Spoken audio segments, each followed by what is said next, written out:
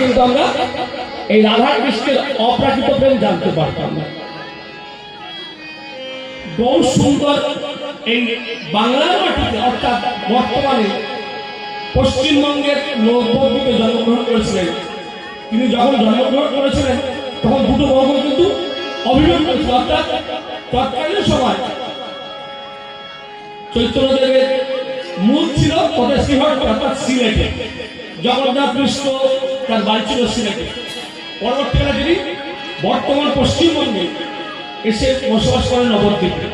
সেখানেই পণ্ডিত পাবন গৌরহরি জন্মগ্রহণ করেন। তাই বললেন যদি গোরা না হইতো